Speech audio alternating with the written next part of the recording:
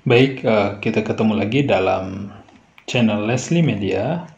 Pada saat ini merupakan kelanjutan materi nutrisi, di mana sejauh ini saya sudah membuat beberapa video yang membahas tentang nutrisi, baik mulai dari pengenalan atau overview tentang nutrisi, dan pada bab yang kedua membahas tentang bagaimana merencanakan dan menyusun diet makanan yang tepat, sehat, dan seimbang. Dan pada bab yang ketiga ini, kita akan bahas satu topik yaitu tentang digestion, absorption, and transport, di mana akan membahas tentang proses pencernaan, kemudian penyerapan, dan kemudian proses transportasi dari makanan tersebut. Dan pada bab ini kita akan melihat bagaimana makanan itu diproses dan kemudian diantar sampai masuk ke dalam aliran darah dan dibawa ke sel, dan bagaimana proses pencernaan nutrisi makanan itu mencapai pada proses penyelesaiannya. Sehingga pada saat ini kita akan membahas tentang proses digestion, absorption, and transport dari nutrisi tersebut. Kita mulai pada saat ini dengan materi pencernaan. Dan perlu diingat bahwa untuk bisa memahami materi-materi ini dengan baik, sangat penting untuk mengikutinya dari bab demi bab. Itulah kenapa dalam proses perekaman maupun dalam proses publish melalui channel Leslie Media, saya mencoba menyusunnya dalam beberapa urutan atau secara terurut dengan harapan kita bisa mengikuti materi ini dengan baik. Karena mengingat dalam belajar tentang suatu topik, perlu untuk bisa kita memahaminya secara whole.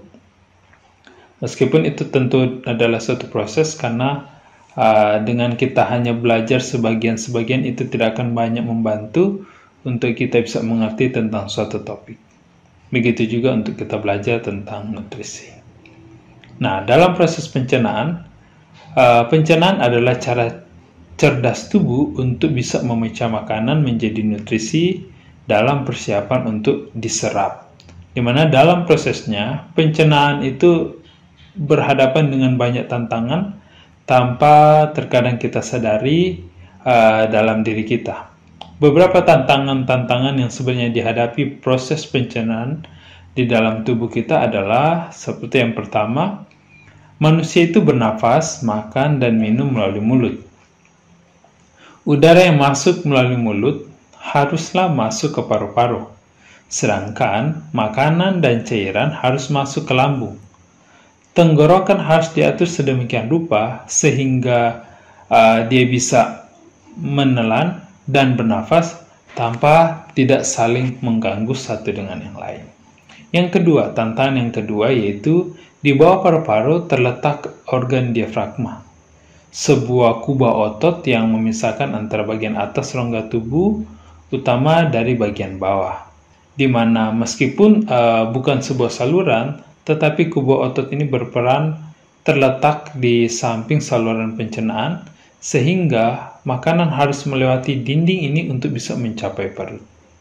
Tantangan yang ketiga dalam proses pencernaan adalah makanan di dalam saluran pencernaan harus terus bergerak maju, perlahan tapi pasti, dengan kecepatan yang memungkinkan hingga semua reaksi mencapai penyelesaiannya. Tantangan yang keempat, untuk bergerak melalui sistem, makanan harus dilumasi dengan cairan. Terlalu banyak akan membentuk cairan yang mengalir terlalu cepat, sedangkan terlalu sedikit akan membentuk bahan makanan olahan tersebut terlalu kering, padat untuk bisa bergerak. Jumlah cairan harus diatur tubuh untuk bisa menjaga isi usus pada konsistensi yang tepat untuk bergerak dengan lancar. Yang kelima, ketika enzim pencernaan memecah makanan, mereka dibutuhkan dalam bentuk halus, tersuspensi dalam cairan yang cukup sehingga setiap partikel dapat diproses. Nah, setelah pencernaan selesai dan nutrisi yang dibutuhkan telah diserap keluar dari saluran dan ke dalam tubuh, sistem akan berusaha untuk mengeluarkan residu atau sisa. Nah, mengeluarkan semua air bersama dengan residu yang sudah dalam kondisi padat bagaimanapun akan menjadi sampah dan memunculkan rasa bau. Dan pada saat ini pun beberapa air harus ditarik untuk meninggalkan feses di dalam usus yang sudah cukup padat agar halus dan mudah untuk lewat dalam saluran pencernaan.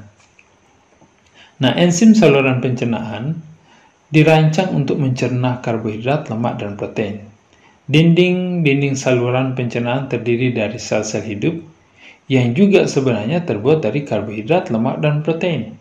Dan sel-sel ini membutuhkan perlindungan terhadap aktivitas kuat cairan pencernaan yang dikeluarkan. Tantangan yang lainnya adalah setelah sampah pencernaan mencapai ujung saluran, itu harus dikeluarkan.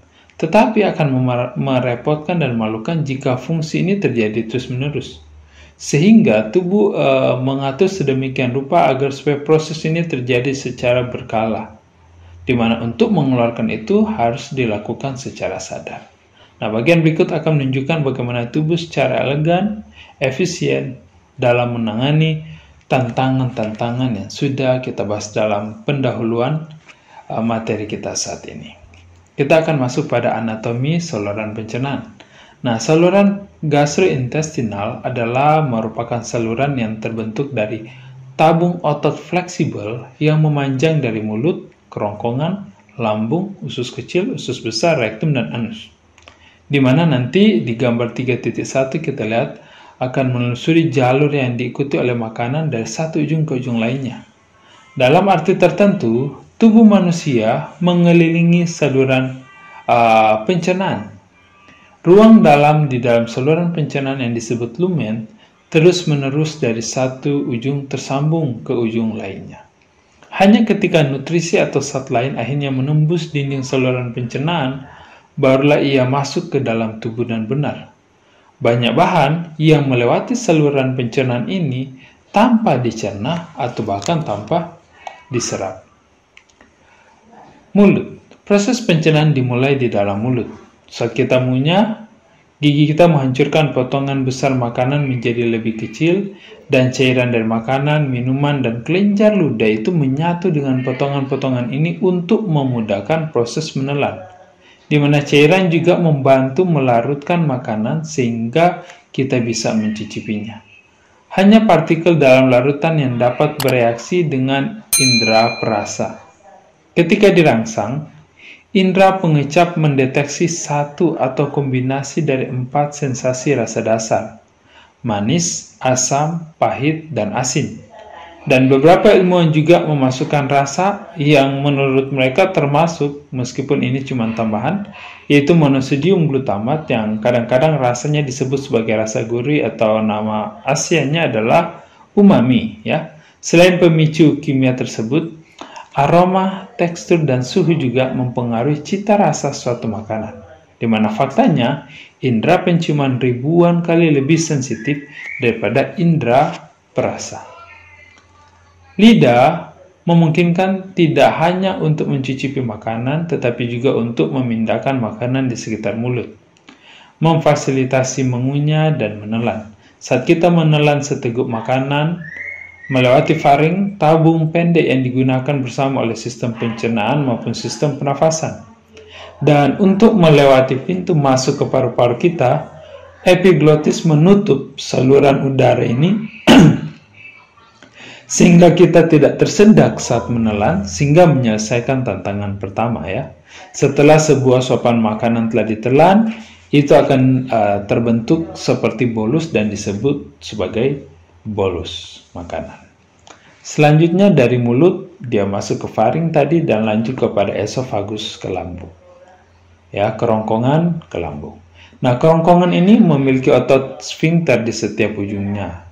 Selama menelan, sfinkter esofagus bagian atas akan terbuka, sehingga makanan yang sudah disebut dalam bentuk bolus meluncur ke bawah kerongkongan dan melewati lubang di diafragma ke lambung. Nah, sfinkter esofagus bagian bawah di pintu masuk lambung menutup di belakang bolus sehingga bolus bergerak maju dan tidak tergelincir kembali ke kerongkongan. Lambung menahan bolus untuk sementara waktu di bagian atasnya, dan sedikit demi sedikit lambung memindahkan makanan ke bagian bawahnya, menambahkan cairan lambung ke dalamnya, dan menggilingnya menjadi massa setengah cair yang disebut cym. Kemudian sedikit demi sedikit lambung melepaskan cym atau chymus melalui sphincter pylorus yang membuka usus kecil dan kemudian menutup di belakang cym tersebut. Nah, di usus halus, pada awal di usus halus, cym itu melewati lubang dari saluran empedu umum yang meneteskan cairan ke dalam usus kecil dari dua organ di luar saluran pencernaan, yaitu kantung empedu dan pankreas. Cym berjalan menuruni usus halus melalui 3 segmennya, yaitu duodenum, jejunum, dan ileum.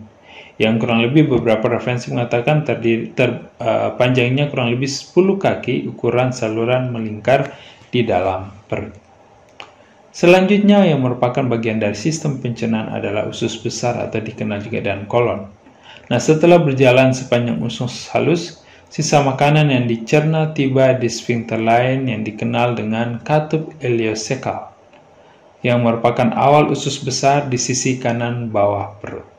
Saat memasuki usus besar, isinya melewati lubang lain, dan setiap isi usus yang masuk ke lubang ini akan berakhir di usus buntu, sebuah kantung buta seukuran jari kelingking kita.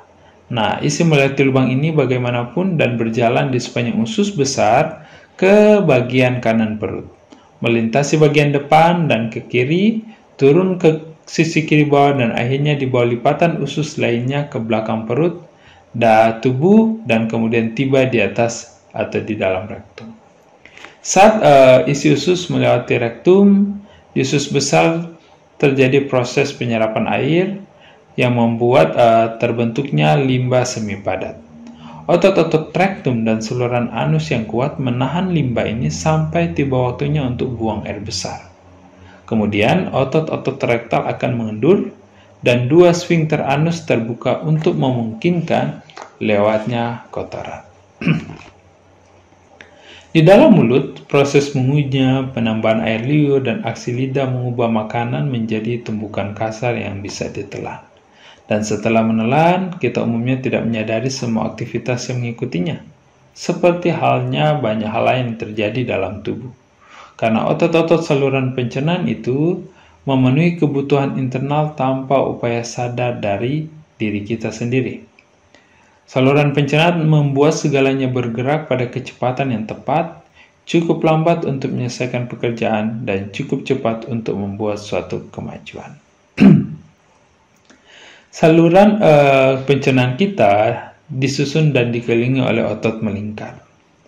Ya, mengelilingi cincin otot ini adalah otot longitudinal, dan ketika otot melingkar, mengencang, dan otot-otot panjang mengendur, maka tabungnya akan menyempit.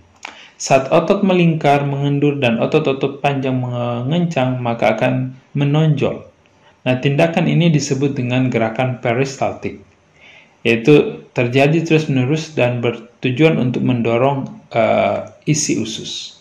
Jika kita pernah melihat segumpal makanan melewati tubuh ular, maka kita dapat memiliki gambaran yang bagus tentang bagaimana otot-otot dalam usus ini bekerja dengan sebagaimana mestinya. Nah, gelombang kontraksi beriak di sepanjang saluran pencernaan dengan kecepatan dan intensitas yang bervariasi tergantung pada bagian dari saluran pencernaan dan apakah ada makanan. Misalnya, gelombang terjadi 3 kali per menit di perut, tetapi mereka bisa mengalami percepatan hingga 10 kali per menit ketika makanan sudah dalam bentuk cym mencapai usus halus atau usus kecil. Dan ketika kita baru saja makan, gelombangnya akan lebih lambat dan terus-menerus. Ketika saluran pencernaan kosong, usus akan menjadi tenang, kecuali adanya periodik gelombang ritmik peristaltik yang kuat, bersama-sama dengan otot sphincter yang terletak di tempat-tempat penting. Hal ini akan membuat segala sesuatunya terus bergerak. Nah, di lambung, dia memiliki dinding paling tebal dan otot terkuat dari semua organ saluran pencernaan. Selain otot sirkular, kemudian ada otot longitudinal, ia juga memiliki lapisan ketiga otot diagonal yang juga berkontraksi dan berelaksasi secara bergantian, di mana ketiga set otot ini akan bekerja untuk maksa cym ke bawah, tetapi sphincter pylorus biasanya tetap tertutup rapat. mencegah cim masuk ke dalam duodenum usus halus. Akibatnya cim itu akan diaduk dan dipaksa turun mengenai sphincter pylorus dan tetap berada di perut atau di lambung. Sementara itu dinding lambung melepaskan cairan lambung, dan ketika cim ini benar-benar dicairkan, maka sphincter pylorus akan terbuka dan kira-kira 3 kali per menit untuk memungkinkan sebagian kecil cim melewatinya. Dan pada titik ini, cim tidak lagi menyerupai makanan sedikit pun. Segmentasi otot sirkular usus berkontraksi secara berirama dan memeras isinya.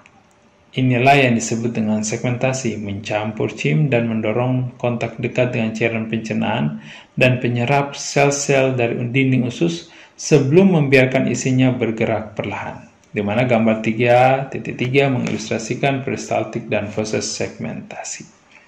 Di mana pada gambar peristaltik, bagian dalam dari otot, ya, otot sirkular dia akan berkontraksi dan kemudian akan mendorong makanan untuk bisa bergerak maju di dalam saluran pencernaan.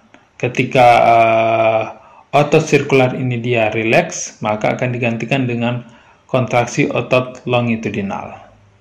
Dan kemudian diharapkan ketika otot sirkular dan longitudinal ini dia rileks, maka cim ini akan bergerak lanjut dan kemudian lanjut dari gerakan konstriksi, atau ketika pada bagian usus tertentu dia mengalami pengecilan seperti pada gambar.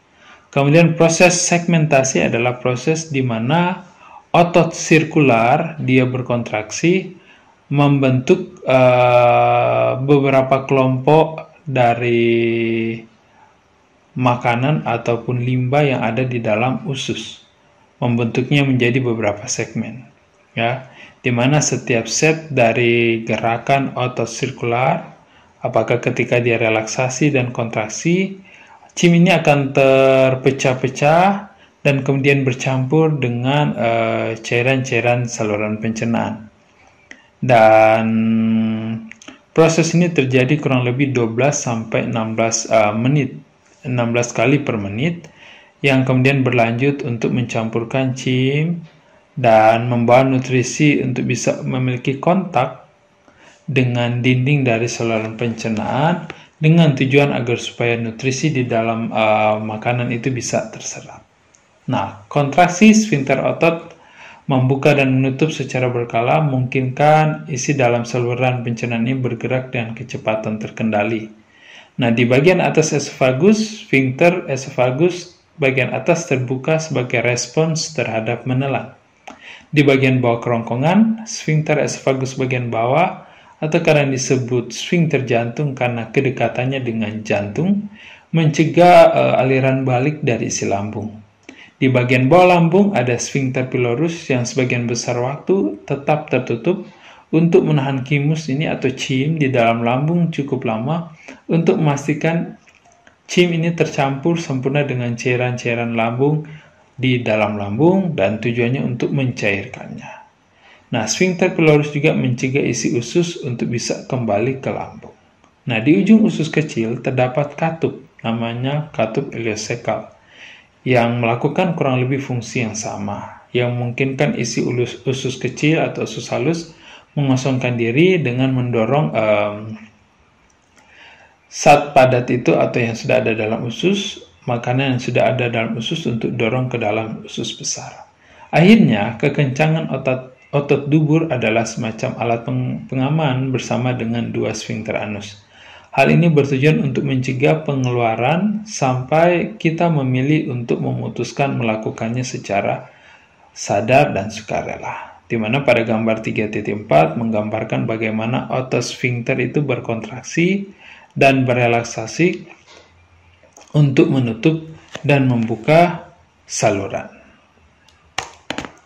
Nah, proses sekresi pencernaan.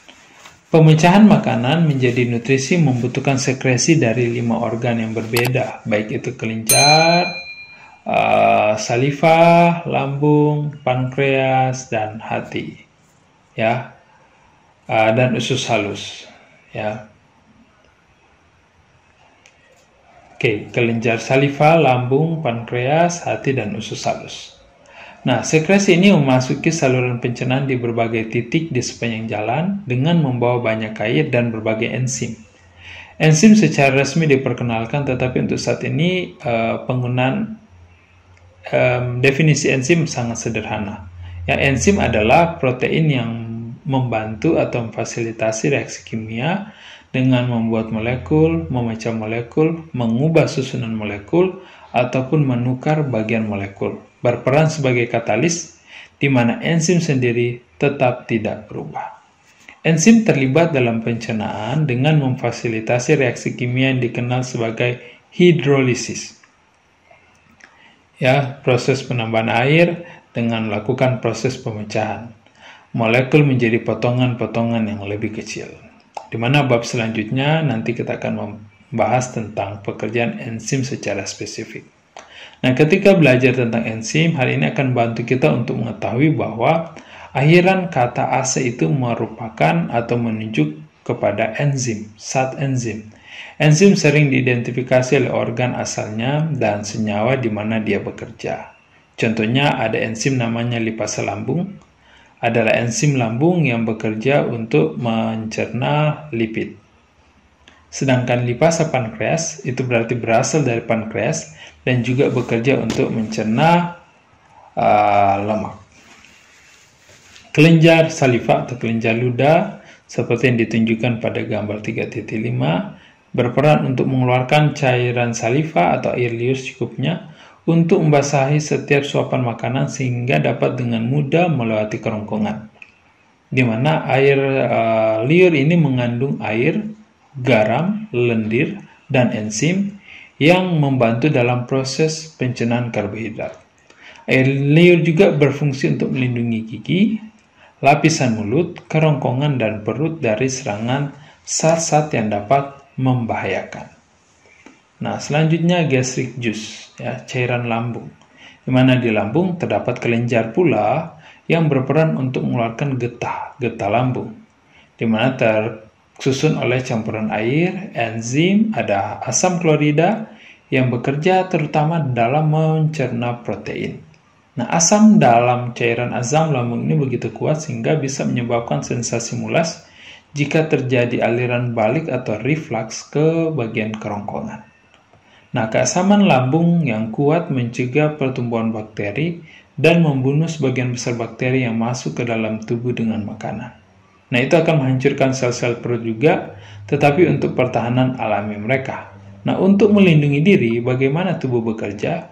Yaitu sel-sel dinding lambung juga mengeluarkan zat lendir yang berbentuk putih, berwarna putih kental, licin, yang berperan untuk melapisi sel, melindunginya dari asam lambung, enzim dan bakteri penyebab penyakit yang mungkin dapat membahayakan lambung.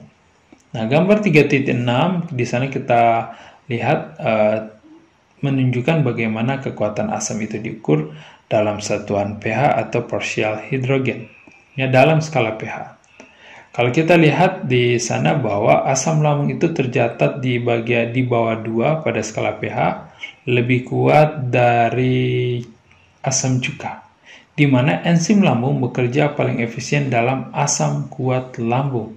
Tetapi untuk enzim saliva yang ditelan bersama makanan tidak bekerja dalam asam sekuat ini. Akibatnya, pencernaan karbohidrat secara bertahap berhenti ketika asam lambung menembus setiap bolus makanan yang baru ditelan. Ketika mereka masuk ke lambung, enzim saliva menjadi protein lain untuk dicerna. Nah, pada saat makanan meninggalkan lambung, pencernaan ketiga nutrisi energi, apakah itu karbohidrat, lemak, dan protein telah dimulai. Dan dalam aksi tersebut memperoleh momentumnya di dalam usus halus. Di sana, pankreas akan mengeluarkan cairan pencernaan yang melalui salurannya mengarah kepada daerah duodenum, di mana cairan pankreas ini mengandung enzim yang bekerja pada ketiga nutrisi energi, dan sel-sel dinding usus juga memiliki enzim pencernaan pada permukaannya.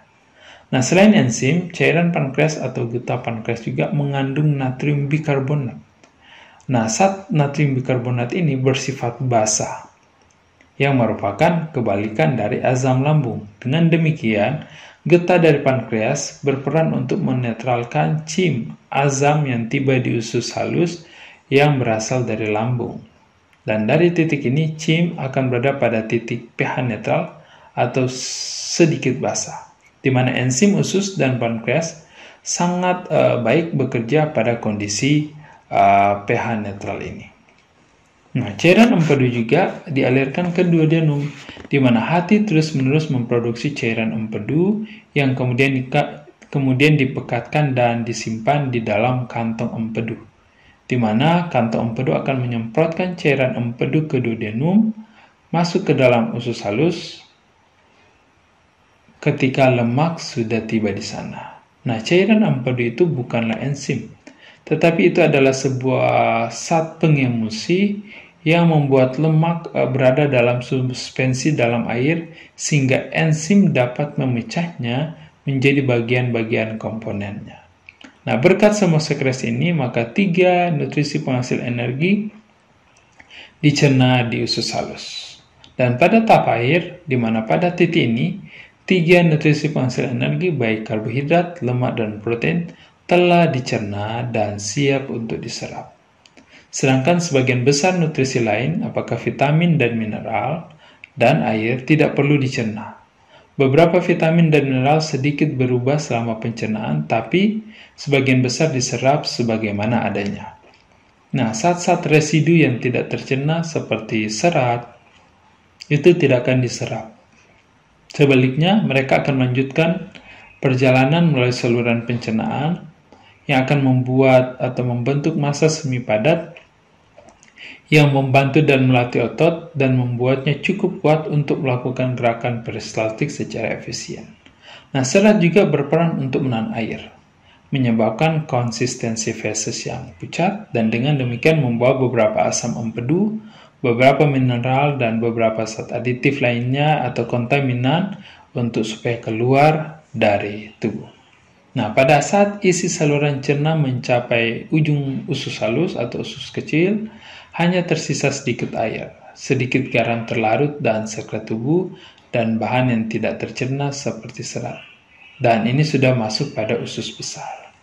Di usus besar, bakteri usus membantu proses fermentasi beberapa serat, menghasilkan air, gas, dan fragmen-fragmen kecil lemak yang menyediakan energi untuk sel-sel usus besar. Di mana usus besar itu sendiri mengambil semua bahan yang dapat didaur ulang oleh tubuh, seperti air dan garam yang terlarut. Limbah yang akhirnya dikeluarkan memiliki sedikit atau tidak ada nilai yang tersisa di dalamnya, di mana tubuh telah mengekstrak semua yang dapat digunakan dari makanan. Gambar 3.8 akan menggambarkan proses pencernaan dengan mengikuti sandwich yang masuk ke dalam tubuh. Nah, dalam 3 atau 4 jam setelah kita makan, contohnya makan malam kacang dan nasi dengan sayuran, salad, minuman, dan kemudian makanan penutup, tubuh kita harus menemukan cara untuk menyerap molekul yang berasal dari karbohidrat, protein, dan pencernaan lemak, serta tentu molekul vitamin dan mineral yang terkandung dalam makanan kita. Nah, sebagian besar penyerapan terjadi di usus halus, dan salah satu sistem organ yang dirancang paling elegan dalam tubuh, dengan panjang kurang lebih 10 kaki, menyediakan luas permukaan yang mungkin setara dengan lapangan tenis ya, meskipun usus kecil itu berperan untuk menyerap molekul nutrisi. Nah, untuk menghilangkan molekul dengan cepat dan memberikan ruang bagi lebih banyak untuk diserap, aliran darah akan bekerja bersirkulasi terus-menerus, mencuci bagian bawah permukaan ini, membawa nutrisi yang diserap ke hati dan bagian tubuh lainnya. Gambar 3.9 menggambarkan bagaimana nutrisi diserap. Ada yang disebut dengan proses difusi sederhana, di mana pada difusi sederhana beberapa nutrisi seperti air ataupun lemak kecil diserap lewat proses difusi sederhana, di mana mereka menembus dinding usus itu dengan bebas.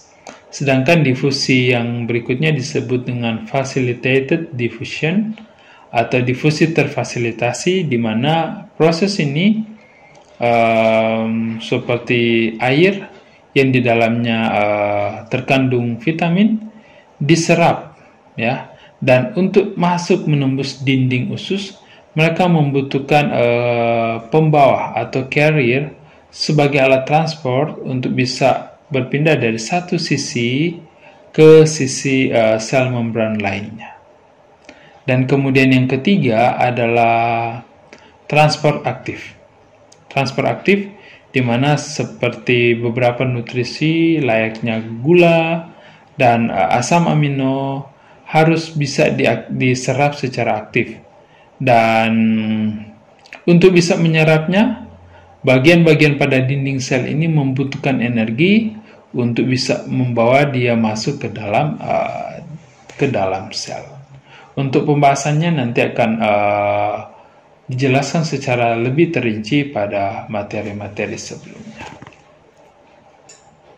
Nah, di dalam usus ada yang disebut dengan villi. Villi ini bekerja secara konstan, di mana setiap lapisan villi dibentuk oleh lapisan ototipis sehingga bisa melambai, menggeliat ataupun meliuk seperti layaknya anemon laut, ya, tentakel anemon laut. Nah, setiap molekul nutrisi yang cukup kecil untuk diserap akan terperangkap di antara mikrofili yang melapisi sel dan kemudian ditarik ke dalam sel. Beberapa nutrisi yang dicerna sebagian ditangkap di mikrofili, dicerna lebih lanjut oleh enzim di sana dan kemudian diserap ke dalam sel. Nah, pemahaman ini penting oleh karena apa? Sel-sel villi itu termasuk bagian-bagian dari tubuh yang sangat menakjubkan karena sel-sel villi mampu mengenali dan memilih nutrisi yang dibutuhkan tubuh dan mampu mengatur proses penyerapannya. Seperti sudah dijelaskan bahwa setiap sel villi dilapisi dengan ribuan mikrofili yang memproyeksikan dari membran sel.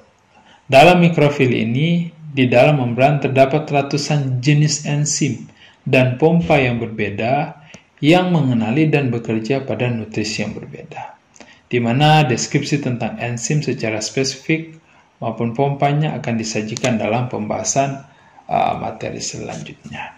Ini adalah gambar tentang villi, ya, yang secara kasat mata tidak dapat dilihat, hanya bisa dilihat lewat mikroskop. Dan kemudian di bagian bawah kiri adalah sebuah fotograf dari bagian dinding usus yang terdapat mikrofili, ya. Nah, di dalam mikrofili ini kita lihat di sana ada pembuluh darah kapiler, juga ada di sana pembuluh limfa, dan pada dindingnya ada yang namanya goblet cells yang berperan untuk sistem pertahanan tubuh. Nah, proses pencernaan lebih lanjut dari sistem ini adalah bahwa sel-sel bagian dari saluran usus bekerja secara berurutan dikhususkan untuk menyerap nutrisi yang berbeda. Nutrisi yang siap diserap lebih awal diserap di dekat bagian atas saluran, di mana mereka yang membutuhkan waktu lebih lama akan dicerna dan diserap lebih jauh nanti ke bawah. Nah, tentu terdapat sekarang banyak ahli diet bahkan profesional medis yang terdaftar yang bekerja dan terspesialisasi dalam merawat gangguan pencernaan dengan spesialisasi fungsi penyerapan dari bagian yang berbeda saluran pencernaan, sehingga hal ini tentu sangat membantu menyusun diet pada saat kondisi-kondisi yang tidak diinginkan terjadi pada pasien. Nah, ada mitos tentang penggabungan makanan. Gagasan bahwa orang tidak boleh makan kombinasi makanan tertentu, contohnya dalam hal ini buah dan daging, pada waktu makan yang sama karena pencernaan sistem tidak dapat menangani lebih dari satu tugas pada satu waktu adalah sebuah mitos. Karena sebenarnya dalam hal ini, seni dari penggabungan makanan yang sebenarnya menekankan tentang pemisahan makanan. Nah, didasarkan pada ide tertentu yang berasal mungkin dari logika yang kurang tepat, dan hal ini tentu meremehkan kemampuan tubuh dalam bekerja. Pada kenyataannya sebaliknya, karena makanan yang dimakan bersama dapat meningkatkan penggunaan masing-masing nutrisi bagi tubuh. Misalnya, vitamin C yang terkandung dalam nanas ataupun buah jeruk lainnya dapat meningkatkan penyerapan zat besi dari makanan Ya, itu contohnya ketika kita makan ayam, nasi, atau zat besi lainnya yang terkandung dalam makanan. Banyak contoh lain dari interaksi yang saling menguntungkan yang nanti tersaji dalam materi selanjutnya.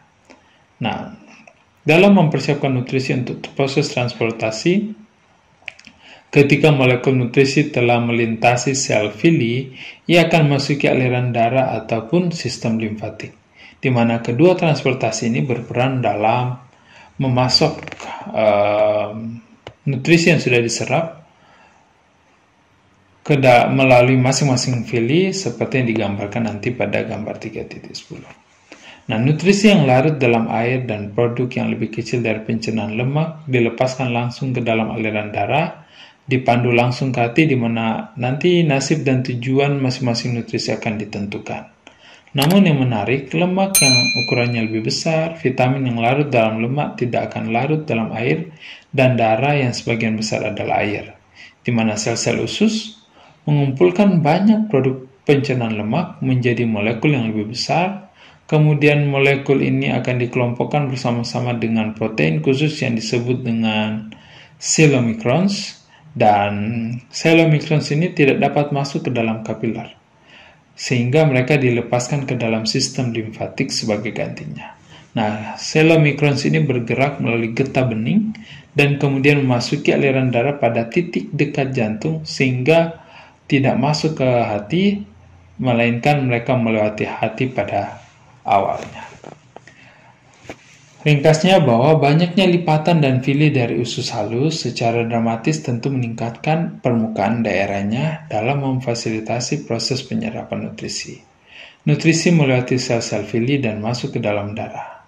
Jika larut dalam air atau fragmen lemak kecil atau getah bening jika larut dalam lemak. Sistem peredaran darah.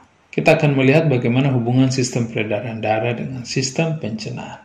Dalam hal ini, setelah nutrisi memasuki aliran darah, nutrisi tersebut dapat diangkut ke salah satu sel dalam tubuh dari ujung jari kaki hingga ke akar-akar rambut. Nah, sistem peredaran darah memberikan nutrisi dimanapun mereka dibutuhkan. Sistem vaskular ataupun peredaran darah adalah sistem pembuluh darah yang tertutup, yang melaluinya darah mengalir terus-menerus dengan jantung sebagai pompa utamanya. Saat darah bersirkulasi melalui sistem ini, darah akan mengambil dan mengirimkan bahan sesuai kebutuhan sel. Nah, semua jaringan tubuh memperoleh oksigen dan nutrisi dari darah dan kemudian menyimpan karbon dioksida dan limbah lainnya kembali ke dalam darah. Paru-paru menukar karbon dioksida yang meninggalkan darah untuk dihembuskan dan oksigen yang masuk ke darah untuk dikirim ke dalam semua sel. Sistem pencernaan berperan untuk memasok nutrisi untuk diambil. Di ginjal, limbah selain karbon dioksida disaring dari darah untuk kemudian nanti dikeluarkan melalui urin. Darah akan meninggalkan sisi kanan jantung, bersirkulasi masuk ke dalam paru-paru, dan keluar masuk ke dalam bagian kiri jantung. Dan di kiri jantung kemudian memompa darah keluar dari aorta melalui arteri ke seluruh bagian sistem tubuh. Darah akan bersirkulasi di kapiler, di mana ia akan bertukar materi dengan sel, sampai di sel akan keluar dan nutrisi dalam kapiler akan masuk ke dalam sel, yang kemudian nanti akan dikumpulkan ke dalam vena, dan vena akan mengembalikannya lagi ke bagian sisi kanan jantung. Singkatnya, darah menempuh rute sederhana ini, yaitu dari jantung ke arteri, ke kapiler, ke vena, lalu ke jantung, dan rute darah yang meninggalkan sistem pencernaan itu memiliki ciri khusus.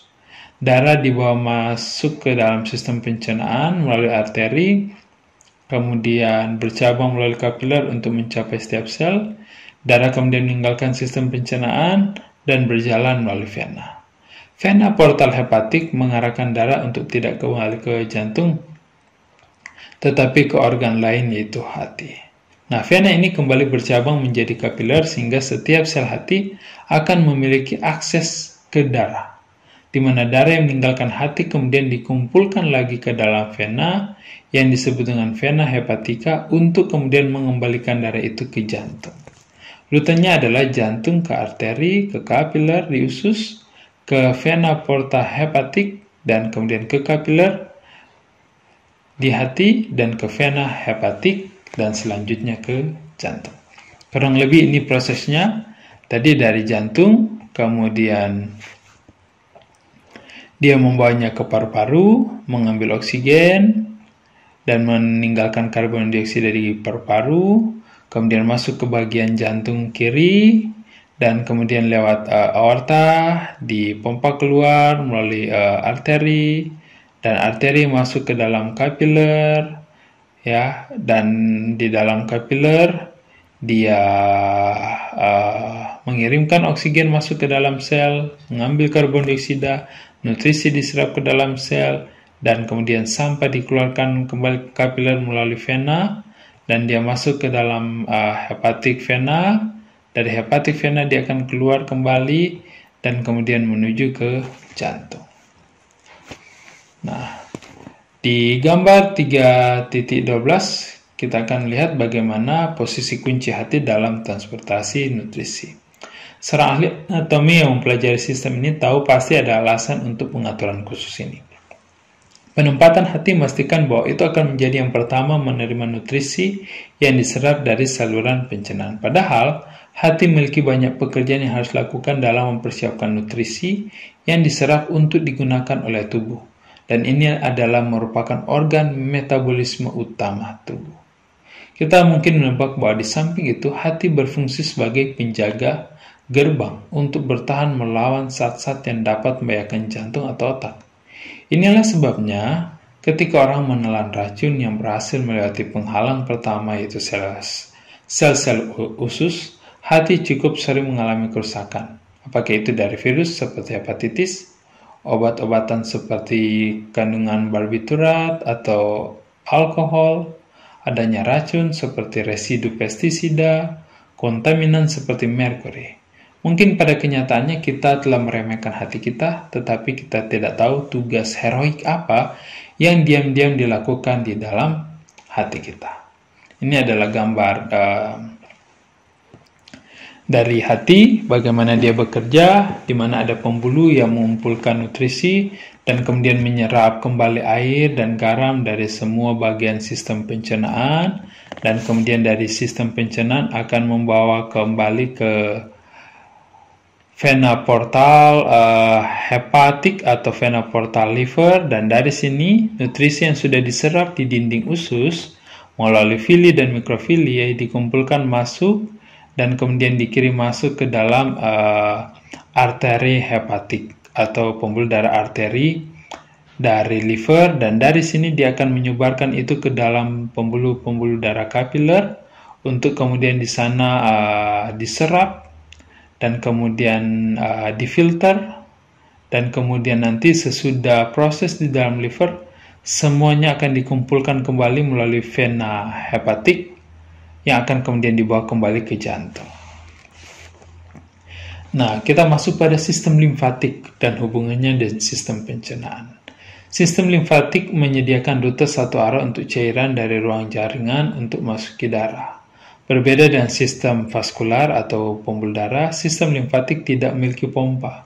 Sebaliknya, getah bening bersirkulasi di antara sel-sel tubuh dan terkumpul ke dalam pembuluh-pembuluh kecil. Cairan akan bergerak dari satu bagian tubuh ke bagian lain saat otot berkontraksi dan menciptakan tekanan di sana-sini. Yang pada akhirnya, sebagian besar getah bening terkumpul di saluran toraks di belakang jantung, di mana saluran toraks membuka ke vena subclavia, di mana getah bening memasuki aliran darah.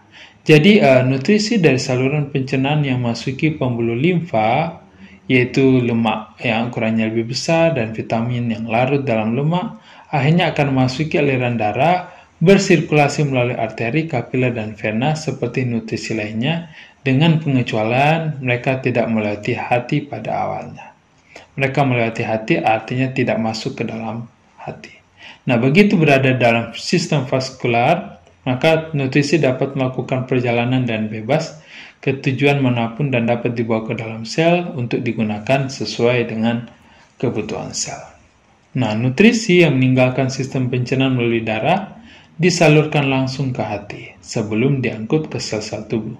Sedangkan mereka yang keluar melalui sistem limfatik langsung memasuki sistem vaskular tetapi melewati hati pada awalnya. Dengan kata lain, tidak masuk di dalam liver. Nah, bagaimana hubungan kesehatan dan pengaturan saluran pencernaan? Pada bagian ini menjelaskan kondisi bakteri dan regulasi hormonal dari saluran pencernaan yang sehat.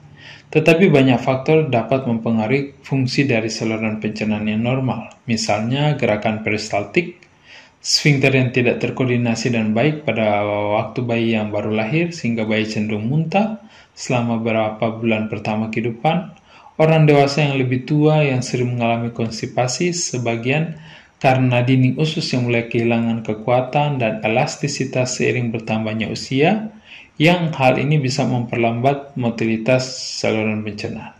Penyakit juga dapat mengganggu pencernaan dan penyerapan dan sering menyebabkan kekurangan gizi.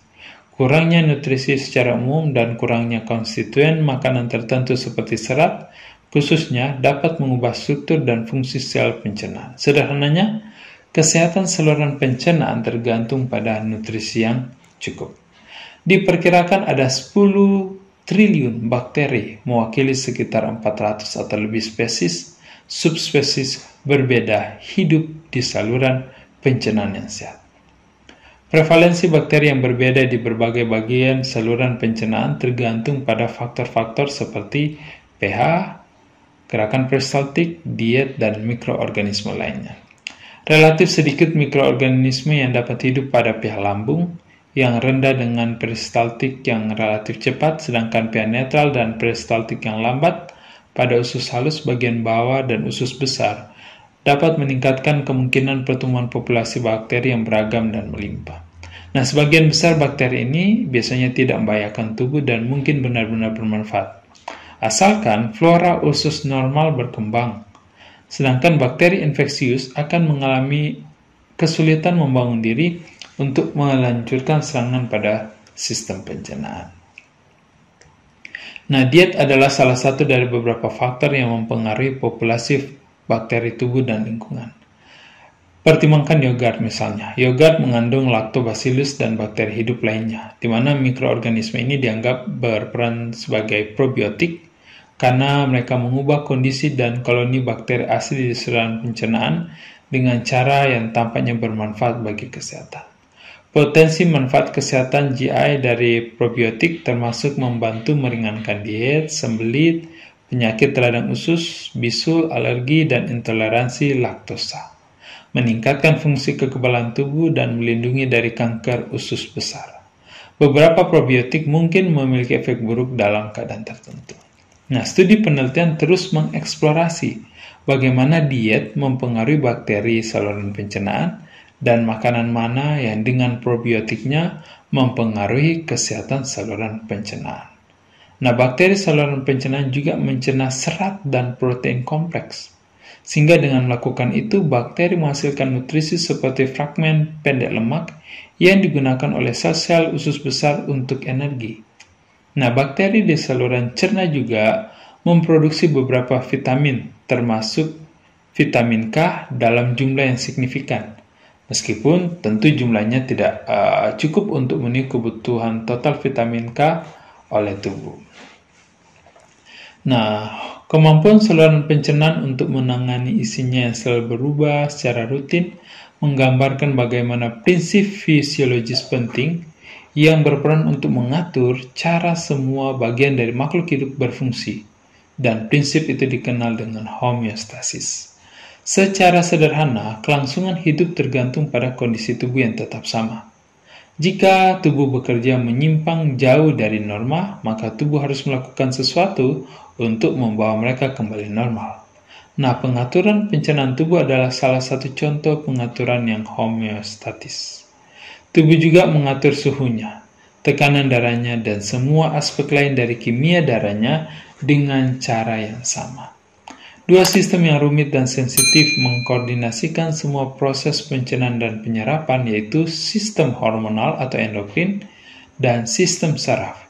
Bahkan sebelum gigitan pertama makanan diambil, baik melalui pikiran, penglihatan, bau makanan dapat memicu respons dari sistem ini, di mana saat makanan masuk melalui saluran pencernaan, makanan merangsang atau bisa menghambat sekresi zat-zat cairan pencernaan melalui pesan yang dibawa dari satu bagian saluran pencernaan ke bagian lain oleh kehadiran hormon ataupun jalur saraf. Perlu diperhatikan juga bahwa jenis regulasi yang dijelaskan selanjutnya adalah contoh mekanisme feedback atau umpan balik. Kondisi tertentu tentu menuntut respons, dan respons bisa mengubah kondisi itu, dan perubahan itu kemudian memotong respons. Dengan demikian, sistem akan melakukan proses mengoreksi diri. Contoh berikutnya adalah lambung biasanya mempertahankan pH antara 1,5 dan 1,7. Bagaimana tetap seperti itu? Makanan yang masuk ke lambung merangsang sel-sel dinding lambung untuk melepaskan hormon gastrin. Nah, hormon ini pada gilirannya merangsang kelenjar lambung untuk mengeluarkan komponen HCl atau asam klorida. Dan ketika pH 1,5 tercapai, asam itu sendiri mematikan sel-sel penghasil gastrin, sehingga mereka berhenti melepaskan gastrin dan kelenjar berhenti untuk memproduksi asam klorida. Dengan demikian, sistem terus melakukan adaptasi atau penyesuaian diri. Nah, reseptor saraf di dinding lambung juga merespons adanya makanan dan merangsang kelenjar lambung untuk mengeluarkan cairan dan otot untuk berkontraksi. Di mana saat perut kosong, reseptor tidak lagi dirangsang, aliran cairan melambat dan perut menjadi tenang. Sphincter pylorus membuka untuk mengeluarkan sedikit chyme atau kimus lalu menutup kembali.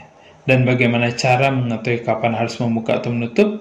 Ketika sphincter pylorus berelaksasi, chyme asam akan keluar.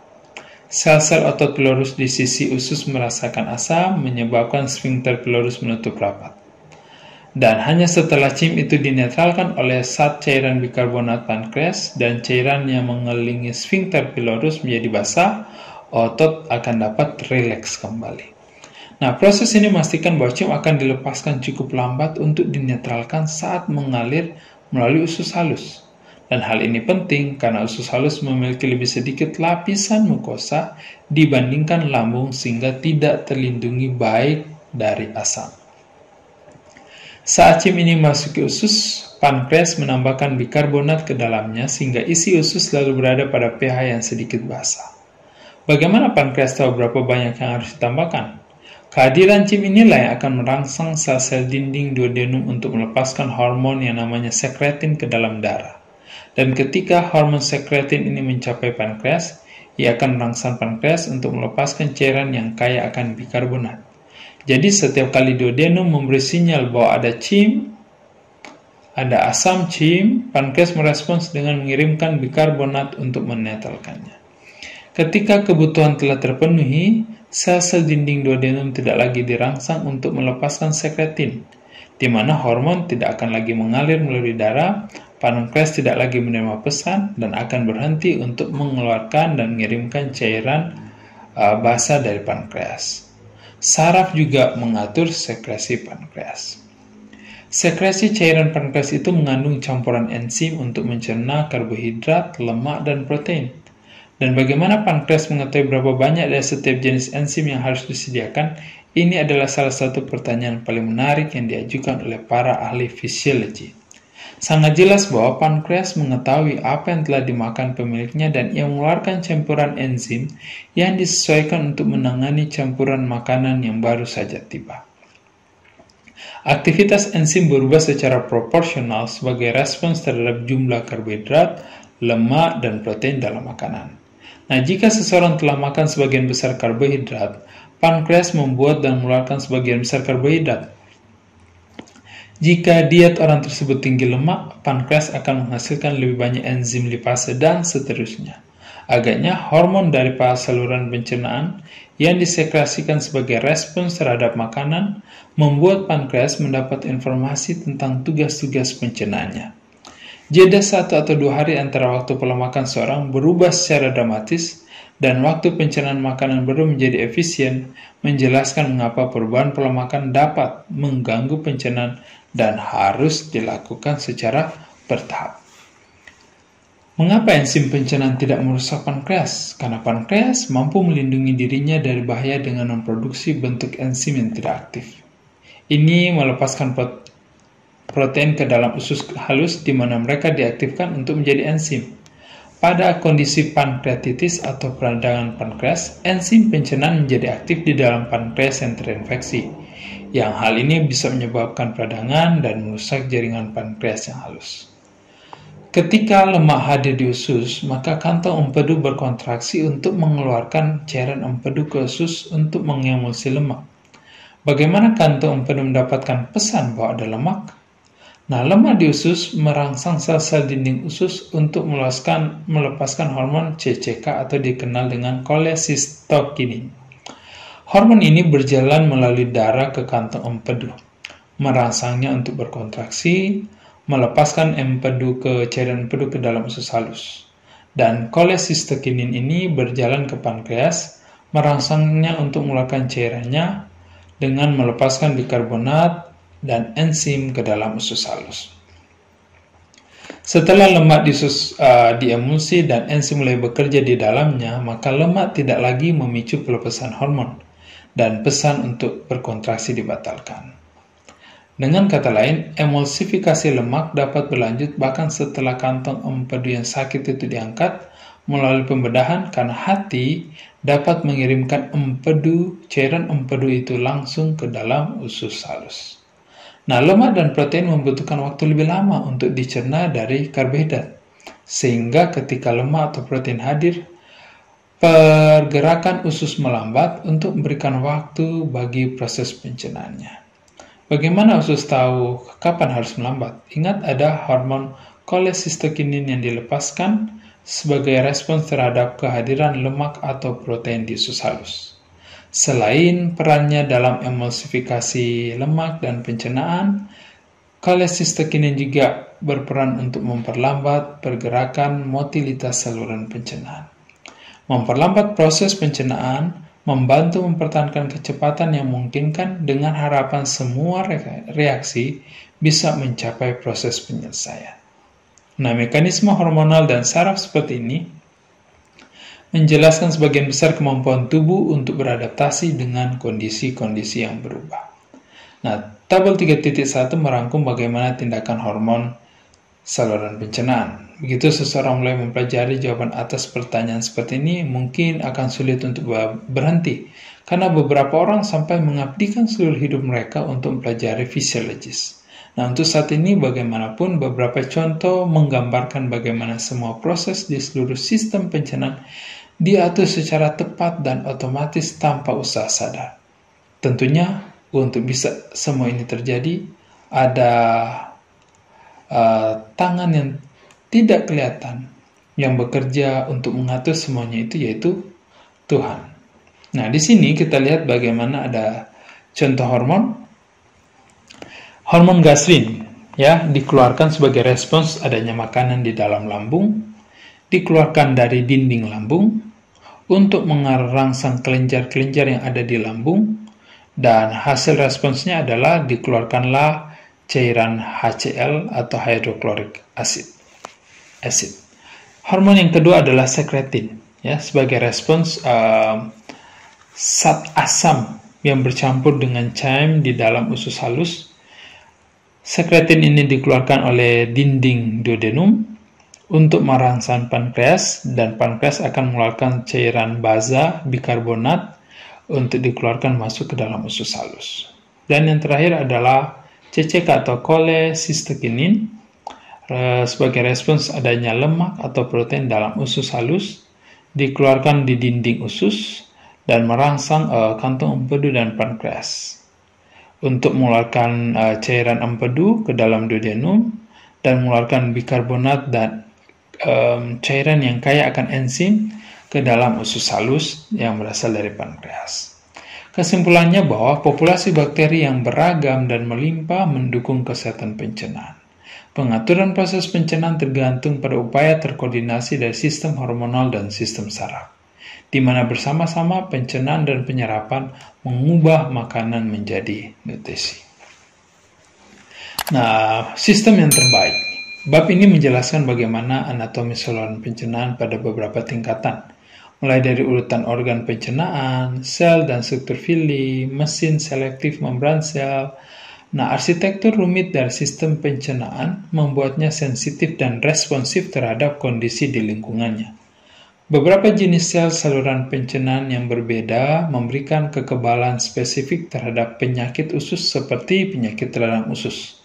Selain itu, sekresi dari saluran pencernaan seperti cairan saliva, mukus, asam lambung, dan enzim pencernaan tidak hanya membantu pencernaan tapi juga bertahan melawan benda asing.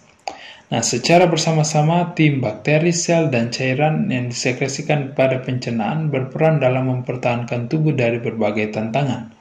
Dengan mengetahui kondisi optimal akan bantu Anda membuat pilihan yang mendorong berfungsinya sistem dengan baik. Salah satu kondisi yang sangat diperlukan adalah kesehatan yang baik dari saluran pencernaan itu sendiri. Kesehatan ini tentu dipengaruhi oleh faktor gaya hidup seperti tidur, aktivitas fisik, dan keadaan pikiran. Tidur yang cukup memungkinkan untuk perbaikan dan pemeliharaan jaringan dan pembuangan limbah yang mungkin mengganggu fungsi yang efisien. Aktivitas meningkatkan tonus otot yang sehat, keadaan mental mempengaruhi aktivitas saraf pengatur dan hormon. Untuk pencernaan yang sehat, kita harus rileks dan tenang pada waktu makan. Faktor lain dalam kesehatan pencernaan adalah jenis makanan yang kita makan. Di antara karakteristik makanan yang meningkatkan penyerapan nutrisi yang optimal adalah apa yang sudah kita bahas dalam bab yang kedua. Pentingnya adanya prinsip keseimbangan, moderasi, variasi, dan kecukupan. Keseimbangan dan moderasi membutuhkan tidak terlalu banyak atau terlalu sedikit dari apapun. Misalnya, bila terlalu banyak lemak bisa berbahaya.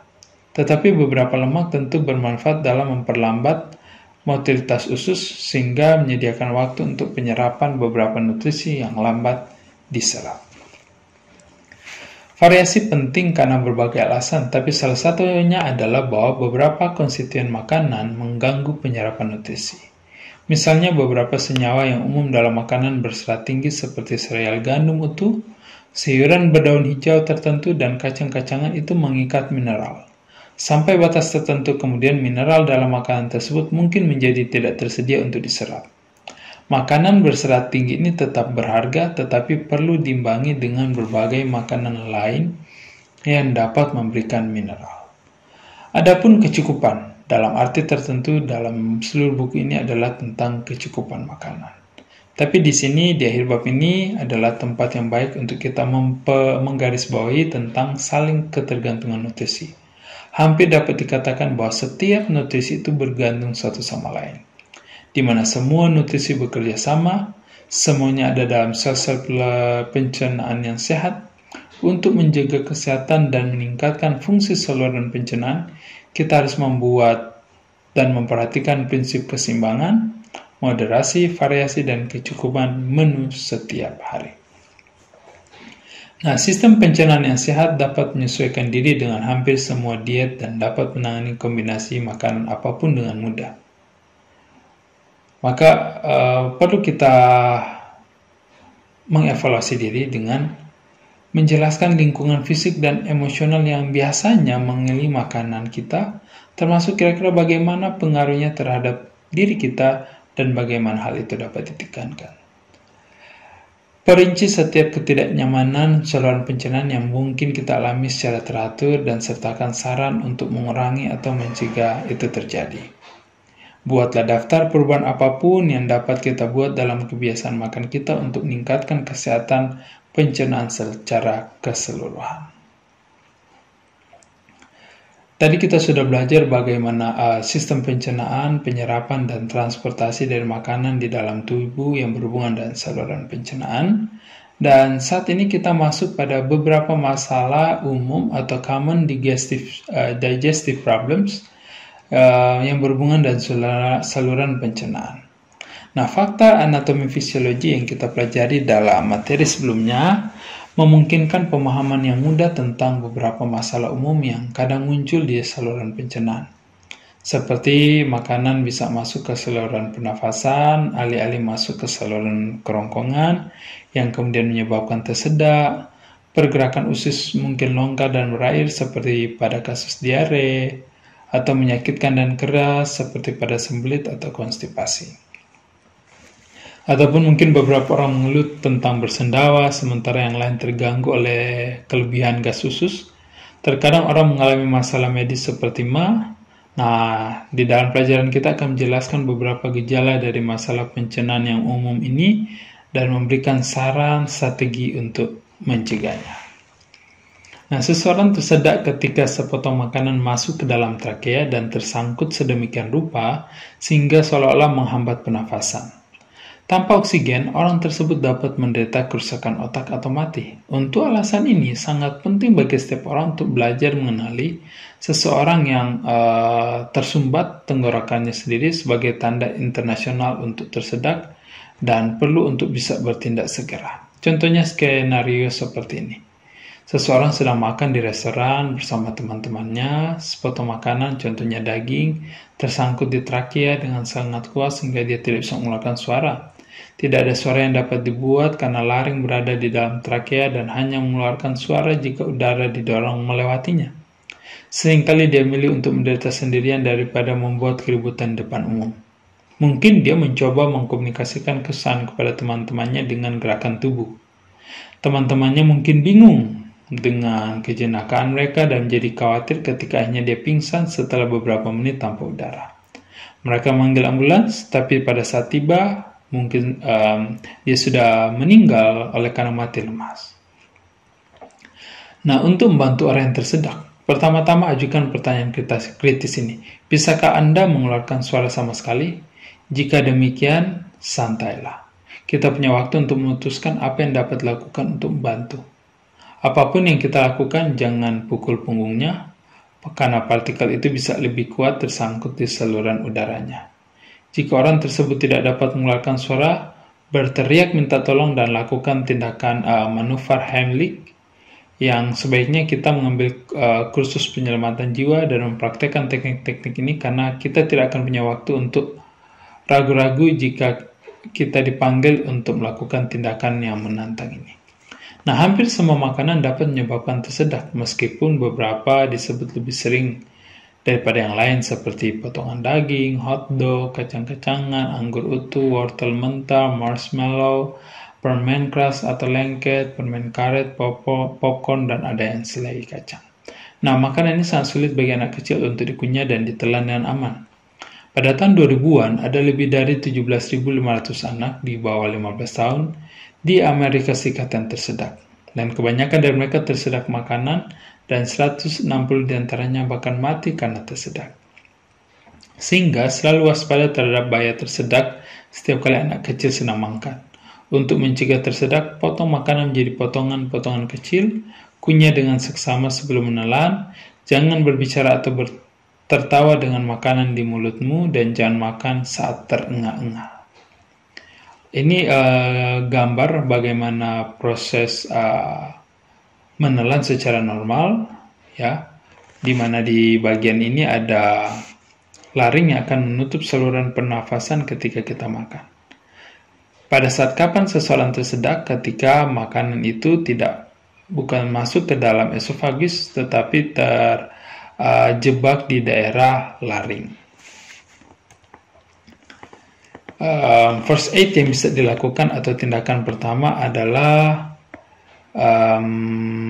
lakukan Heimlich maneuver, ya, di mana kita berdiri di belakang orang tersebut, kemudian meletakkan tangannya di bagian bawah dari dada, kemudian tangan yang satu itu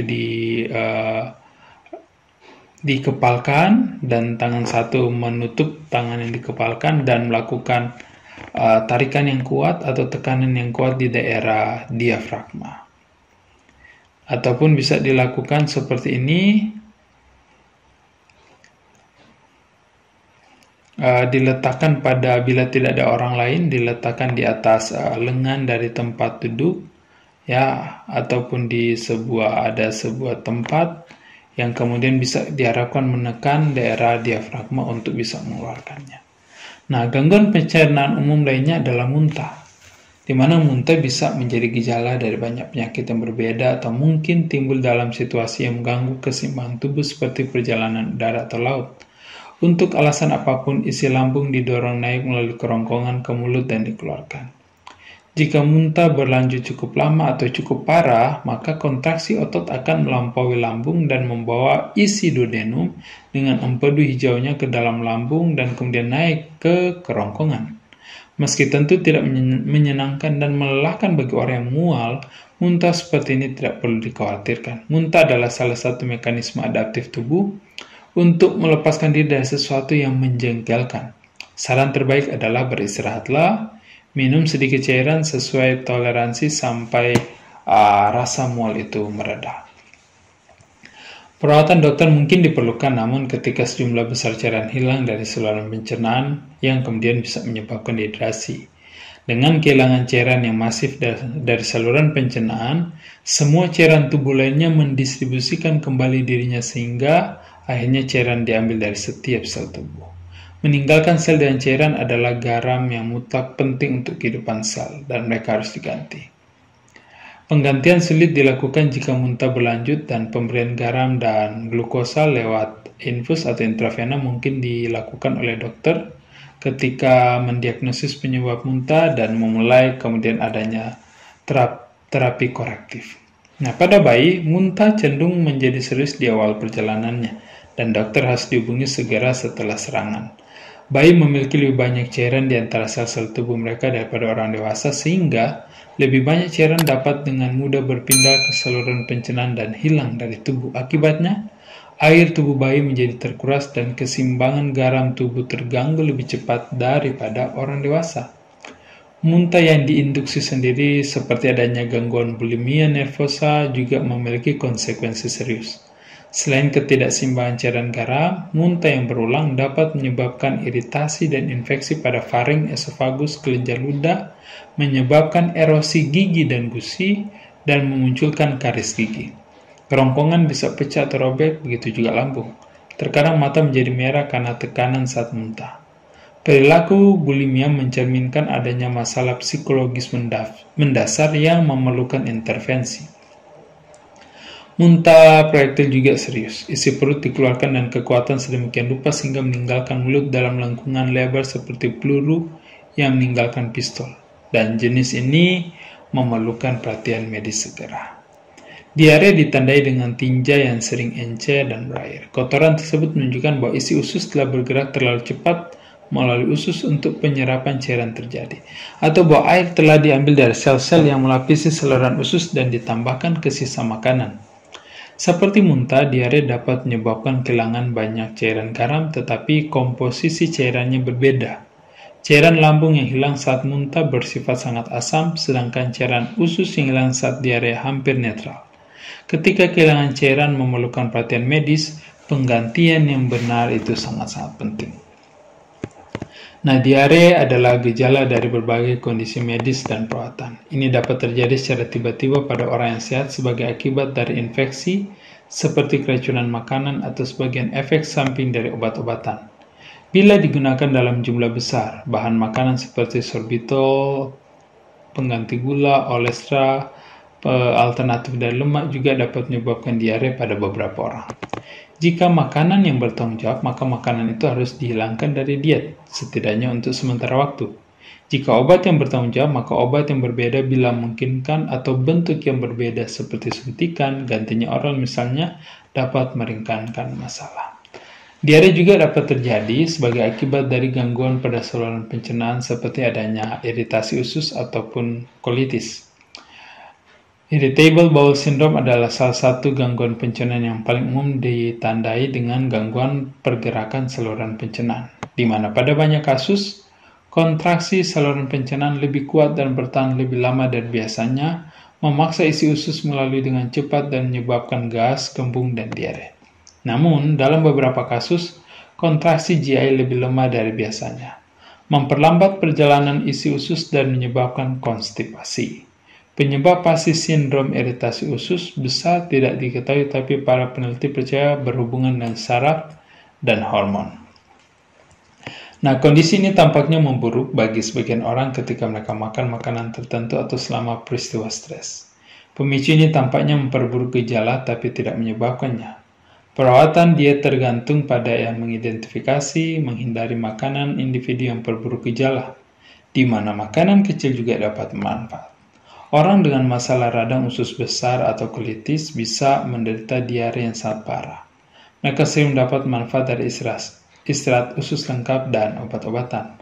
Jika pengobatan gagal, operasi untuk mengangkat usus besar dan rektum terkadang mungkin diperlukan. Pengobatan untuk diare tergantung pada penyebab dan tingkat keparahannya. Tetapi biasanya selalu dimulai dengan rehidrasi.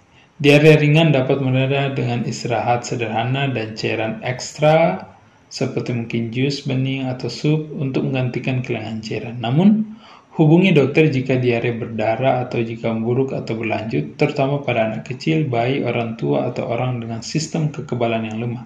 Karena diare yang parah bisa mengancam nyawa.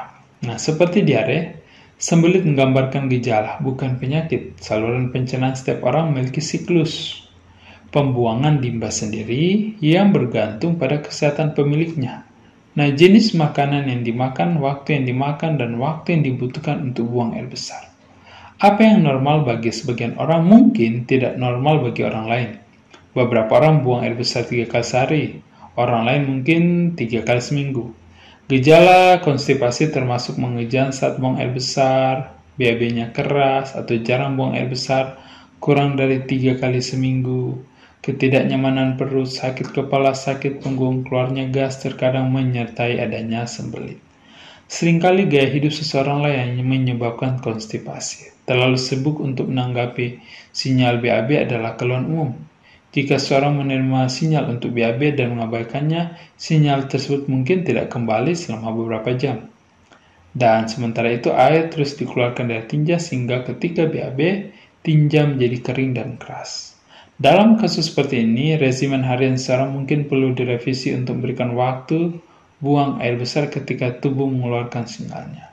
Salah satu kemungkinannya adalah tidur lebih awal agar bisa bangun lebih awal, akan memberikan waktu yang cukup untuk sarapan dan beraktivitas dengan santai. Kasus ini mungkin merupakan efek samping dari pengobatan atau mungkin mencerminkan masalah medis seperti tumor yang menghalangi perjalanan limbah itu keluar. Jika ketidaknyamanan berhubungan dan buang air besar, carilah saran medis untuk menyingkirkan penyakit. Setelah ini dilakukan, diet atau tindakan koreksi lainnya dapat dipertimbangkan. Salah satu ukuran diet yang mungkin tepat adalah meningkatkan serat makanan menjadi 20 hingga 25 gram per hari selama 1 atau 2 minggu. Karena serat ditemukan dalam buah, sayur, biji-bijian yang membantu mencegah sembelit dengan meningkatkan massa tinja. Nah, di saluran pencernaan, serat menarik air, menciptakan tinja yang lunak dan besar yang merangsang kontraksi usus untuk mendorong isinya. Kontraksi ini memperkuat otot-otot usus. Tonus otot yang membaik bersama dengan kandungan air dalam tinja memudahkan pembuangan, mengurangi tekanan pada vena rektal, dan membantu mencegah wasir. Pada bab 4 nanti kita akan membahas tentang peran serat dalam menjaga kesehatan usus besar dan mengurangi risiko kanker usus besar dan divertikulosis. Divertikulosis adalah satu kondisi di mana dinding usus muncul tonjolan di daerah yang lemah, yang paling sering di usus besar, dan kantong yang menonjol ini dikenal sebagai divertikula yang dapat memperburuk terjadinya konstipasi, bisa menjebak feses, menjadi terinfeksi, meradang dengan menyakitkan, dan perawatan mungkin memerlukan rawat inap, antibiotik, atau pembedahan. Minum banyak air bersamaan dan makan makanan berserat tinggi juga membantu mencegah sembelit. Peningkatan kegiatan fisik merangsang saluran pencernaan bagian atas dan meningkatkan peristaltik di seluruh saluran pencernaan. Demikian pula, aktivitas fisik meningkatkan tonus otot dan motilitas saluran pencernaan. Setidaknya 30 menit aktivitas fisik sehari dapat membantu mencegah atau meringankan sembelit. Makanan sejenis plum atau plum kering seperti yang telah dinamai beberapa orang juga bisa membantu, karena plum itu kaya akan serat dan mengandung zat pencahar. Jika ingin buang air besar di pagi hari, seorang bisa minum jus prune sebelum tidur. Jika malam lebih disukai, orang tersebut dapat minum jus prune ketika sarapan. Nah, perubahan gaya hidup atau diet yang disarankan ini harus memperbaiki konstipasi kronis tanpa menggunakan obat pencahar, enema, atau minyak mineral, meskipun iklan televisi sering mencoba membujuk kita sebaliknya. Salah satu kekeliruan yang sering dilakukan oleh iklan adalah keberhasilan penggunaan suatu produk oleh seorang merupakan rekomendasi yang baik bagi orang lain untuk menggunakan produk tersebut. Faktanya, perubahan pola makan yang merendahkan sembelit atau konstipasi untuk satu orang dapat meningkatkan konstipasi bagi orang lain. Misalnya, meningkatkan asupan serat, merangsang peristaltik, dan membuat orang dengan usus besar yang lambat. Membantu orang dengan usus besar yang lambat. Beberapa orang bagaimanapun memiliki jenis sembelit kejang, di mana peristaltik mendorong kontraksi kuat yang menutup segmen usus besar dan mencegah perjalanan.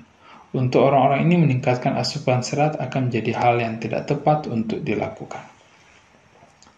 Selanjutnya, bersendawa dan mengeluarkan gas. Banyak orang mengeluhkan masalah yang mereka kaitkan dengan gas yang berlebihan, di mana bagi sebagian orang, bersendawa adalah keluhannya. Yang lain menyalahkan gas usus untuk ketidaknyamanan perut dan rasa malu. Kebanyakan orang percaya bahwa masalah terjadi setelah mereka makan makanan tertentu dan ini mungkin terjadi pada gas usus. Tetapi sendawa terjadi karena menelan udara. Saran terbaik untuk bersendawa tampaknya yaitu makan perlahan, mengunyah dan seksama dan bersantai sambil makan. Setiap orang menelan sedikit udara dan setiap suapan makanan, tetapi orang yang makan terlalu cepat mungkin menelan terlalu banyak udara dan kemudian harus bersendawa. Gigi palsu yang tidak pas, minuman berkarbonasi, permen karet juga dapat menyebabkan tertelannya udara dengan hasil sendawa. Terkadang sendawa bisa menjadi tanda gangguan yang lebih serius seperti penyakit kantung empedu ataupun tukak lambung. Orang yang makan atau minum terlalu cepat juga dapat cegukan. Kejang berulang menghasilkan suara seperti batuk dan akan tersentak-sentak. Biasanya cegukan segera mereda dan tidak signifikan secara medis tapi bisa mengganggu. Obat yang paling efektif adalah menahan nafas selama mungkin yang membantu meledakkan kejang diafragma. Meskipun mengeluarkan gas bisa menjadi pengalaman memalukan, itu cukup normal sebenarnya karena orang yang mengalami kembung yang menyakitkan akibat penyakit malabsorpsi memerlukan perawatan medis. Orang sehat mengeluarkan beberapa ratus mililiter gas beberapa kali sehari. Hampir semua gas yang dikeluarkan adalah gas yang berbentuk nitrogen, oksigen, hidrogen, metana, dan karbon dioksida. Tidak berbau. Ya, gas volatil yang tersisa adalah yang terkenal. Makanan yang menghasilkan gas biasanya harus ditentukan secara individual. Karena pelanggar yang paling umum adalah makanan yang kaya akan karbohidrat, gula, pati, dan serat. Ketika karbohidrat yang dicerna sebagian mencapai usus besar, bakteri mencernanya dan mengeluarkan gas sebagai produk sampingan. Orang dapat menguji makanan yang dicurigai membentuk gas dengan menghilangkannya satu persatu selama masa percobaan untuk melihat apakah ada peningkatan. Nah, sakit mah. Hampir setiap orang pernah mengalami sakit mah pada satu waktu atau lainnya. Nah, biasanya segera setelah makan. Secara medis dikenal sebagai gastroesophageal reflux disease atau MULAS yang merupakan sensasi nyeri yang dirasakan seseorang di belakang tulang dada ketika sphincter esofagus bagian bawah memungkinkan isi lambung naik kembali ke kerongkongan. Nah, ini mungkin terjadi jika seseorang makan atau minum terlalu banyak atau keduanya, atau menggunakan pakaian ketat, atau bahkan melakukan perubahan posisi seperti berbaring membungkuk, juga dapat menyebabkannya seperti halnya beberapa obat dan merokok. Pertambahan berat badan, kelebihan berat badan, meningkatkan frekuensi, keparahan, dan durasi gejala MULAS. Cacat otot sphincter itu sendiri adalah penyebab yang mungkin, tetapi meskipun kurang umum. Jika MULAS tidak disebabkan oleh gangguan anatomi, pengobatannya cukup sederhana. Untuk menghindari kesengsaraan seperti itu di masa depan, orang tersebut perlu belajar makan lebih sedikit sambil duduk, mengunyah makanan lebih teliti, dan memakannya lebih lambat. Sejauh menyangkut tentang gangguan pencernaan, ingatlah di bab 3 bahwa asam lambung yang kuat adalah kondisi yang diinginkan, walaupun terkadang iklan televisi menganjurkan penggunaan antasida dan pengontrol asam. Orang yang makan berlebihan atau makan terlalu cepat cenderung menderita gangguan pencernaan, karena reaksi otot perut terhadap benjolan yang tidak dikunyah atau terlalu banyak diisi mungkin sangat hebat sehingga mengganggu peristaltik normal. Ketika ini terjadi, orang yang makan berlebihan mungkin akan merasakan asam lambung dan rasa sakit. Menanggapi iklan, terkadang mereka akan menggunakan antasida atau pengontrol asam. Nah, kedua obat ini pada awalnya dirancang untuk mengobati penyakit pencernaan seperti MAH. Seperti kebanyakan obat-obatan yang dijual bebas, antasida dan pengontrol asam hanya boleh digunakan jarang untuk mulas atau sesekali mulas. Mereka dapat menutupi atau menyebabkan masalah jika digunakan secara teratur. Karena obat penghambat asam dapat melemahkan pertahanan mukosa saluran pencernaan sehingga meningkatkan risiko infeksi seperti pneumonia, terutama pada populasi rentan seperti orang tua. Alih-alih kita mengobati sendiri, orang yang sering menderita sakit ma dan gangguan pencernaan harus coba strategi yang disajikan dalam tabel di bawah ini. Jika masalah berlanjut, mereka perlu menemui dokter yang dapat meresepkan obat khusus untuk mengendalikan reflux gastroesofageal. Tanpa pengobatan, percikan asam yang berulang-ulang dapat merusak sel-sel kerongkongan secara parah, menciptakan kondisi yang dikenal sebagai kerongkongan barat. Pada tahap itu, resiko kanker tenggorokan kerongkongan meningkat drastis. Untuk mengulangi jika gejalanya menetap, temui dokter, jangan mengobati sendiri. Selanjutnya adalah luka. Luka adalah masalah pencernaan umum lainnya, atau ulcer. Ulkus adalah lesi atau luka, dan tukak lambung adalah lesi pada lapisan lambung, atau duodenum dari usus kecil. Nah, lapisan yang terganggu dibiarkan tidak terlindungi dan terkena cairan lambung yang bisa menyakitkan. Dan dalam beberapa kasus, bisul dapat menyebabkan luka ini dapat menyebabkan pendarahan internal. Jika pendarahan GI berlebihan, defisiensi besi dapat terjadi. Luka atau ulcer yang menembus lapisan saluran pencernaan dapat menimbulkan komplikasi yang mengancam jiwa. Nah, banyak orang secara naif percaya bahwa ma disebabkan oleh stres atau makanan pedas, tetapi sebenarnya tidak juga demikian halnya. Karena lapisan perut pada orang yang sehat terlindungi dan baik oleh lapisan lendirnya. Lalu apa yang menyebabkan luka itu terbentuk? Beberapa bakteri penyebab yang teridentifikasi yaitu infeksi bakteri Helicobacter pylori yang disingkat dengan H. pylori. Nah, penggunaan obat antiinflamasi tertentu seperti aspirin, ibuprofen, dan naproxen, dan gangguan yang menyebabkan sekresi asam lambung berlebihan paling umum. Nah, ulkus berkembang sebagai respons terhadap infeksi Helicobacter pylori.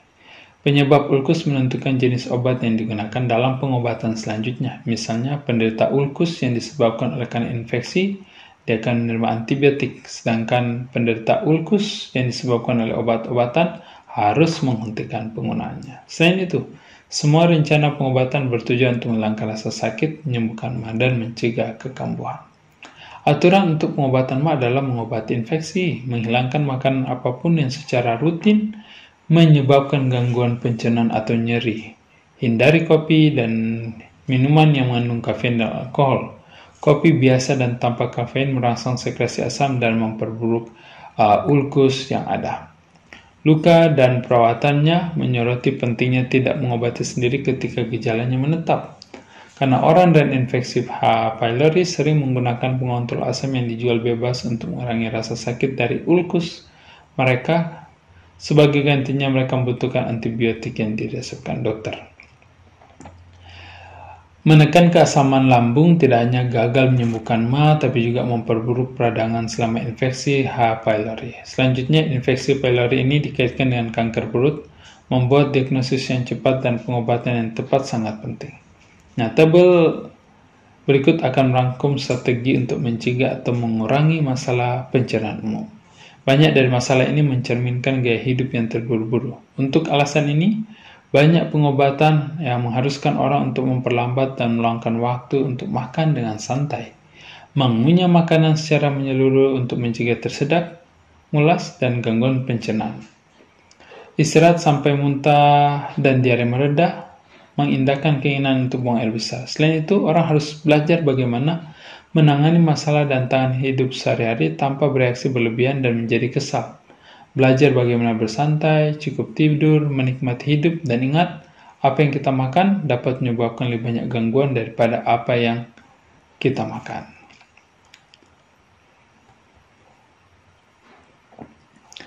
Beberapa masalah pencernaan seperti tersedak, diare, konstipasi, kemudian meningkatnya gas, perut bengkak, kemudian ada gas dalam usus, kemudian ada rasa terbakar, heartburn, kemudian ada luka. Ini beberapa strategi-strategi yang bisa kita perhatikan untuk bisa dilakukan. Dan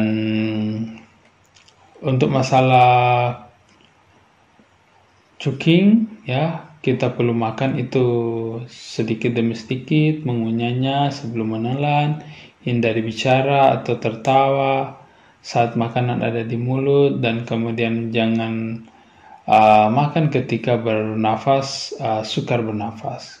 Masalah diare, strategi istirahat, minum air untuk mengganti cairan, dan hubungi bagian medis atau dokter untuk kondisi diare yang menetap. Konstipasi, konsumsi diet serat tinggi, minum banyak air, bergerak aktif atau secara teratur, kemudian berespons ketika sudah merasa BAB. Sedangkan kondisi belching, makan yang pelan, kunyah dengan baik, kemudian rileks saat makan. Untuk masalah intestinal gas, mengkonsumsi makanan dalam batas moderasi, ya, moderate, yang cukup. Untuk masalah heartburn, makan makanan sedikit, minum air di antara makan, duduk sementara makan, kemudian tunggu 3 jam sesudah makan sebelum tidur, 2 jam sesudah makan sebelum berolahraga, dan kemudian beberapa anjuran lainnya seperti menghindari makanan, dan kemudian pengobatan, kemudian makanan-makanan tambahan lain yang bisa meningkatkan rasa terbakar pada daerah dada, kemudian harus hindari, batasi penggunaan rokok dan produk-produk tembakau lainnya, dan harus menurunkan berat badan jika sudah berada dalam kondisi overweight. Untuk kondisi ulcer, konsumsi obat sesuai dengan anjuran dokter, hindari kafein, kopi, alkohol, dan minuman-minuman lainnya. Hindari makanan yang meningkatkan risiko ulcer. Batasi penggunaan obat seperti aspirin, ibuprofen, naproxen, dan batasi atau hindari untuk segera berhenti merokok. Ya, ini beberapa strategi pencegahan dan berperan untuk mengurangi masalah-masalah umum dalam sistem atau gangguan sistem pencernaan. Kiranya pelajaran pada saat ini boleh sangat bermanfaat bagi kita semua, dan senang sekali untuk bisa berbagi. Dan bila ada informasi-informasi yang bermanfaat, jangan lupa untuk bisa bagikan kepada orang lain sehingga lebih banyak orang bisa mendapatkan manfaat sederhana dari pembahasan-pembahasan nutrisi yang dibahas melalui channel ini. Semoga bermanfaat, kiranya bisa meningkatkan kesehatan sistem pencernaan kita dengan memperhatikan materi, dan jangan lewatkan untuk video-video selanjutnya. Nanti kita jumpa lagi.